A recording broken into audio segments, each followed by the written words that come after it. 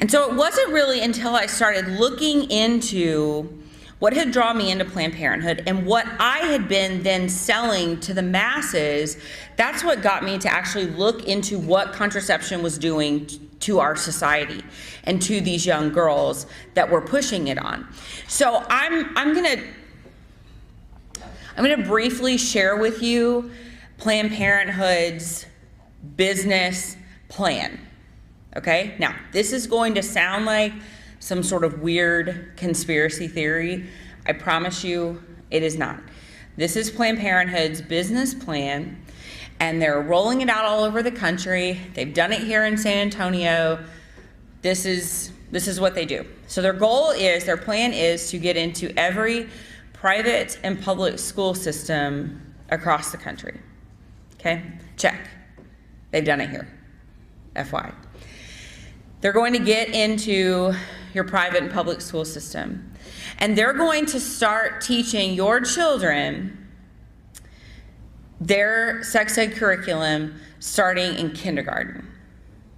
Okay, now they're not actually going to teach them about sex in kindergarten, but the goal is they want to break down their natural modesty beginning very early. The primary goal is that they want to establish a relationship with your child when they're 5, 6, 7 years old. Okay? Now I will say though, the Planned Parenthood curriculum for the first grade curriculum does actually have the instructor showing graphic sex acts with stuffed animals. First grade. Okay, then by the time your child is going through puberty and they're 10, 11, 12 years old, Planned Parenthood has already been in their life since they were in kindergarten. And so the educators are going to tell your children, look, you're going through there's a lot of confusing things happening to your body right now, and your parents don't get it. They don't understand what's going on, but we do. I do. And you can't trust your parents to talk to them about this, but you can trust me. You know me. I've known you since you were this big, right? And I know they say this because I used to say it to kids when I worked as a Planned Parenthood educator.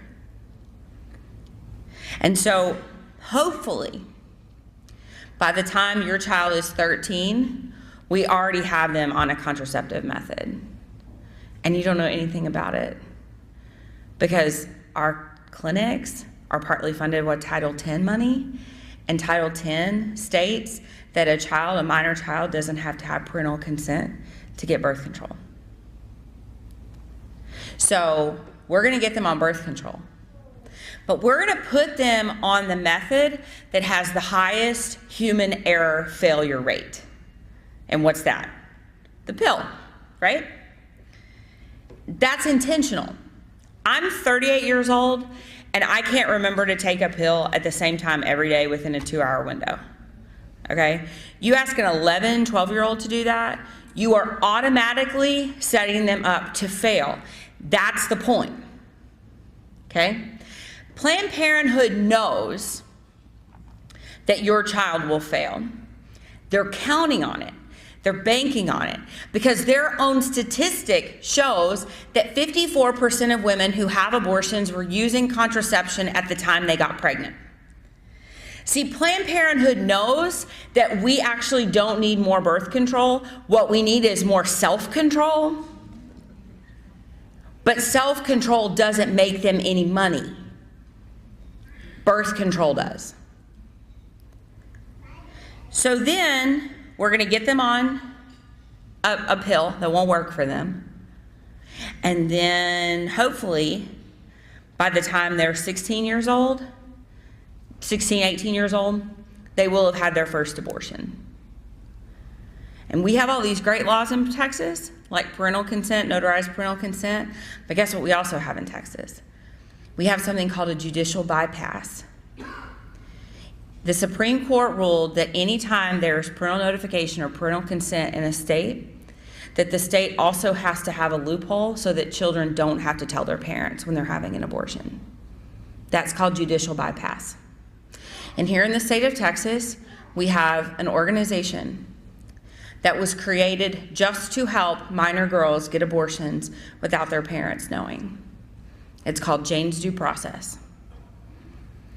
And they will coach your child on how to get an abortion, how to talk to a judge, how to help a judge understand that they're old enough at 15, 16 years old to make this decision without your consent. Then your kids are going to go to college.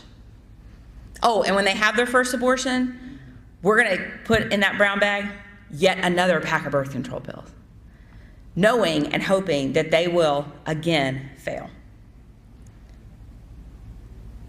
So then they're going to go to college, and college kids know everything, right? And they're very free, and they're very empowered, and they're away from their parents, and so they're going to do even more crazy stuff.